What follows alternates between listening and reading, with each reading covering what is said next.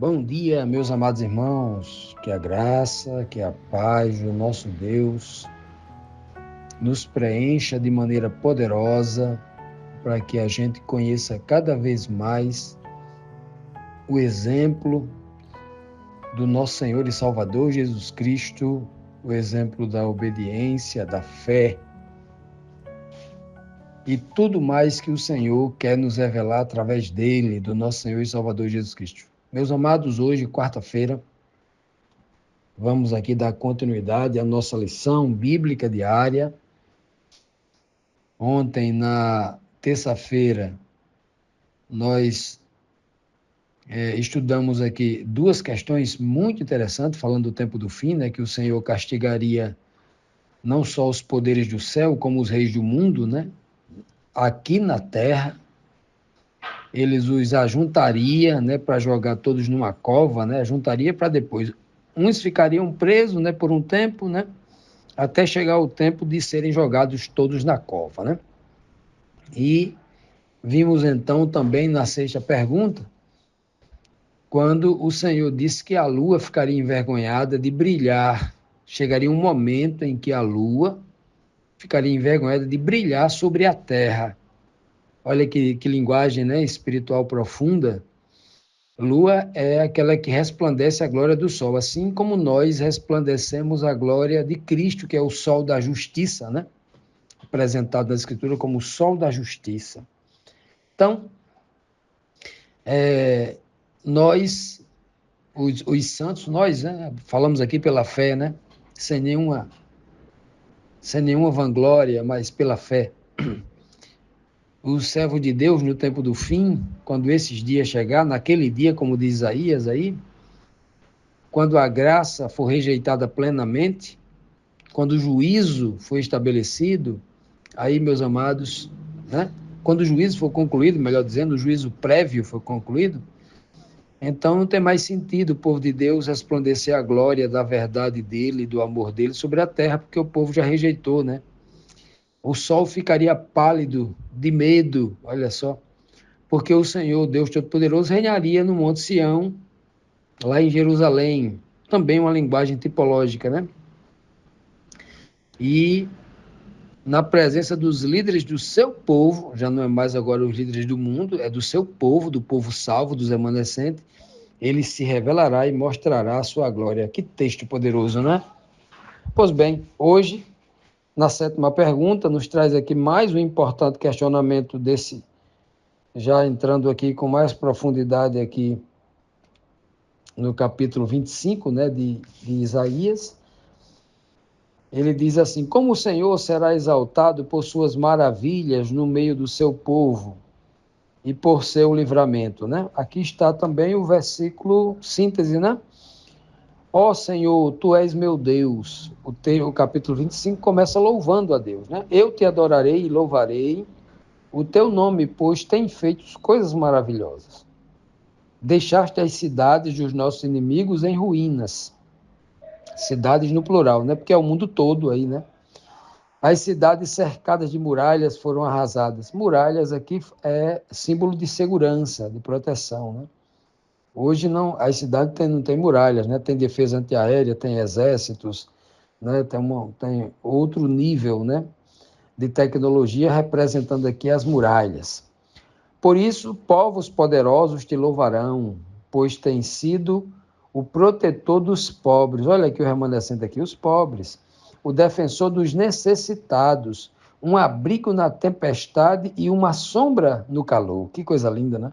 Mas tu tapas a boca dos estrangeiros, daqueles que falam coisas estranhas, né? Assim tu calastes os gritos de vitória de homens violentos, né? Claro que aqui está uma forma resumida, né? Não está todas as palavras exatamente, mas aqui está o essencial para a gente entender o que vai acontecer. Né? Por que do versículo 1 ao versículo 5, aqui de Isaías 25, nós temos aqui por que os santos salvos, por que os remanescentes estão aqui louvando a Deus em espírito de adoração. Né? Por que eles estão falando? Eles reconhecem que tudo que Deus fez até ali, ou sempre, são feitos maravilhosos, são maravilhas. Maravilhas tem a ver com coisas boas. Mas aí a gente se questiona assim, será que essas maravilhas, dentre essas maravilhas, estão as expressões aqui de juízo? As cidades que foram derrubadas, os povos violentos que foram destruídos, foram julgados, né? E preparados para a cova, lançados na cova, né? Sim, está tudo isso. O juízo de Deus será considerado uma maravilha não pela cena da destruição, dos corpos que morrem, que são julgados, não por causa disso, mas a forma como Deus julga, com amor, não é? Com amor e com justiça, ele julga até aqueles que receberão a morte como recompensa, né? Deus age também de forma justa, né? De forma justa. Ele deixa bem claro isso aí. Até quando julga-se, em todos os julgamentos que a gente olha lá no passado, quando o povo de Israel foi usado por Deus para julgar determinadas nações que foram longe demais nas suas maldades, nas suas perversidades, o Senhor sempre usou isso de forma sumária. Ou seja, não era uma morte demorada, alguém ficava esquartejando ali, arrancando um pedacinho do corpo a cada dia. As pessoas passavam 30 dias sofrendo, sendo queimado. Né? Não. O texto, tudo que nós encontramos é uma destruição rápida. Rápida, né? Porque Deus, ele não se alegra com o sofrimento do ímpio, com a morte do ímpio. Ele não tem esse tipo de alegria, né? Então, esse é um detalhe muito importante para que uma mentira terrível da Idade Média ela não continue ecoando no coração e na mente de alguns cristãos que não entenderam o caráter de Deus ainda, né? O grande símbolo do juízo final, do lago de fogo, o próprio Cristo, né, e os profetas mostram que o exemplo está lá em Sodoma e Gomorra. E Sodoma e Gomorra não está queimando até hoje, né? Foi um fogo consumidor, um fogo que consome a parte sólida da matéria e ela desaparece, vira cinzas, né? E essa é a beleza do Deus que a Bíblia revela, não o Deus que foi inventado, né? O Deus do inferno torturante, criado aí por alguns teólogos aí, né? Que usam medo para explorar pessoas, né? Não é isso aí. Então, até isso entra nesse contexto aqui das coisas maravilhosas que Deus faz, né? Porque se fosse o homem julgando, o homem ia fazer o outro sofrer, porque o homem gosta de fazer o outro sofrer como se estivesse vingando, né? Aqui o texto fala claramente que os povos, os verdadeiros povos poderosos louvariam a Deus. Quem eram os povos poderosos? Ele cita aqui, ó. Os pobres, os necessitados, aqueles que tiveram a fé, tanta fé em Deus, que Deus foi o seu abrigo no meio da tempestade, foi a sombra no calor escaldante do deserto, né? E aí, esse é o povo de Deus. Um povo simples e humilde, a sua riqueza é Deus. A sua confiança não está nos homens, mas em Deus. Esse é o povo que vai vencer. Continuando, meus amados, vamos aqui para a próxima pergunta, a oitava, que nos diz assim: ainda de acordo com o profeta Isaías, o que o Senhor dará ao seu povo e com o que ele acabará? Ele vai dar o que para o povo e o que é que ele vai exterminar, acabar, vai destruir? Qual o significado espiritual disso tudo? Vamos ver aqui o versículo 6 e o 7 que diz assim: no Monte Sião, o Senhor Todo-Poderoso vai dar um banquete para todos os povos do mundo. Nele haverá as melhores comidas e os melhores vinhos, os vinhos mais finos.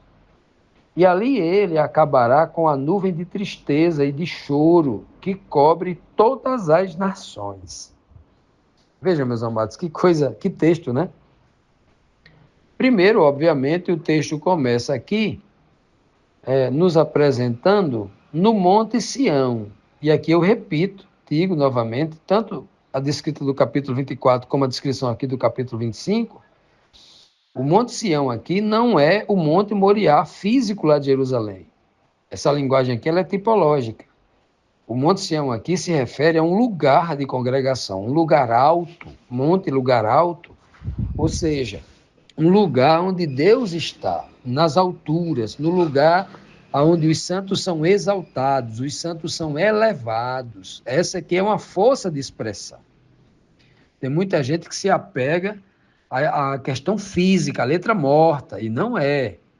Aqui, toda a linguagem do capítulo 25, 24 é uma linguagem tipológica, não é uma linguagem literal. Se for dar literalidade ao texto aqui, aí não faz sentido, nunca aconteceu lá no passado e tal, né? Não é por aí, né? E aí ele diz aqui, ó, quando Deus reunir, quando o Senhor Todo-Poderoso, quando Yahvé, o Todo-Poderoso, ele reunir todos os santos salvos, ele deixa bem claro aqui, ó, todos os povos do mundo, ou seja, os salvos que vieram de todas as nações do mundo, porque Deus não faz acepção de pessoas, no sentido em que a Bíblia quer dizer que Deus não faz acepção de raça. Ah, eu não gosto do asiático, do chinês, porque a cor da pele dele desagrada a Deus, ou os olhinhos dele são mais fechadinhos, e Deus não. Eu não gosto do africano, porque o africano, a cor da pele dele é preta, e porque eles são um povo. Eu não gosto do europeu, porque o europeu é branco, porque o europeu tem cabelos loiros.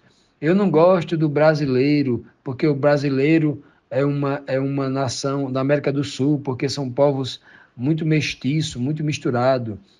Não tem isso, não, meus amados. Deus não faz acepção de pessoas. Deus não olha para a cor da pele, para a cor do cabelo, para a altura da pessoa, não é? Etnia, o tipo de sangue, se é A positivo, A negativo, AB, B, O. Ele não olha para isso, não. Ele olha para o coração, para o espírito da pessoa. Então, todas as pessoas do mundo inteiro que acreditarem nesse Deus poderoso, que vai sacudir o planeta com seu poder, não é?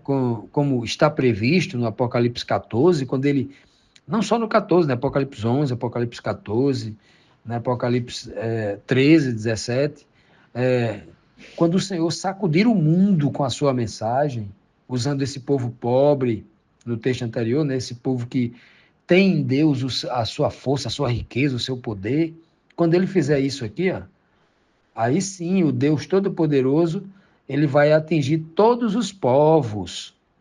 Lembre-se que no capítulo 11, as duas testemunhas, ou seja, o povo de Deus, cheio do conhecimento da palavra e do poder do Espírito Santo, tipificado em Moisés e em Elias, eles são convidados no final do capítulo 11 a darem uma última profecia na terra. Esse mesmo povo, representado lá no Apocalipse 14 pelos 144 mil, eles têm uma mensagem para levar a todos os povos, nações, línguas, né? Nações, línguas e povos. Está lá no Apocalipse 14, versículo 6. Então, é neste momento, né, em que o povo conhece de forma poderosa um povo selado, um povo cheio do Espírito Santo, né? Cheio do conhecimento da palavra. Esse povo vai levar uma mensagem a um planeta tão poderoso que esses povos aí do mundo inteiro vai chegar a esse conhecimento. Como muitos têm chegado hoje, né? Claro, pelo conhecimento da palavra que tem, pelo pouco conhecimento da palavra que tem. E aí o Senhor fala aqui que nesse dia, quando ele reunir todos esses povos resgatados, o remanescente, então ele vai dar uma festa, vai dar um banquete, mas um banquete tão grande, né? E diz que o texto fala aqui, melhores comidas, comida também, obviamente. A gente não pode dar uma literalidade aqui, não, né? A melhor comida na Bíblia sempre está ligada a conhecimento. Nem só de pão vive o homem, mas de toda a palavra que sai da boca de Deus. Já imaginou os melhores conhecimentos, uma revelação a mais profunda que praticamente responde todas as nossas dúvidas numa reunião só? Já imaginou um negócio desse? Já imaginou você ser preenchido com toda aquela glória do conhecimento nesta reunião com a pessoa de Deus e a pessoa de Cristo? os vinhos mais finos, ou seja, o Espírito Santo dado de uma forma, né, parecida com aquela que o Pai deu a Cristo, de forma plena, nele habita toda a plenitude da divindade, o Espírito de Deus habitando no homem de forma plena. Que coisa linda, né? Aí o texto diz, ó, e ali acabará para sempre com aquela noite. Veja só, como isso refere-se à palavra de Deus e ao Espírito. Que ali acabará para sempre toda e qualquer nuvem de tristeza, de choro. E aqui a gente pode acrescentar, né? Porque a tristeza e o choro é uma demanda, é um fruto que vem do medo, da dúvida, né? Do desamparo, da solidão, tudo ligado aí à questão do medo, né? Tudo está ligado aí. Essa nuvem que paira sobre este mundo, essa nuvem negra, a negra da escuridão, das trevas, que a ausência de luz nesse contexto, né?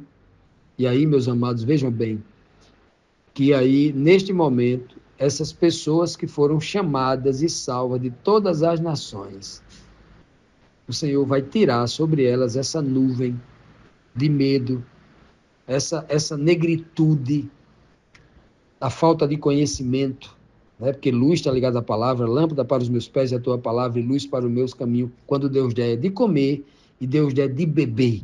Por isso que Cristo disse na ceia, eu não comerei mais deste pão feito aqui de trigo ou de cevada, né?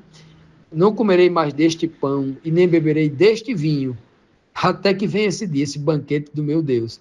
Aí vocês vão ver o que é comida de verdade. Vocês vão ver o que é bebida de verdade. Que promessa, né? Aqui está a descrição no livro de Isaías, né? Falando o que Cristo disse lá para o futuro.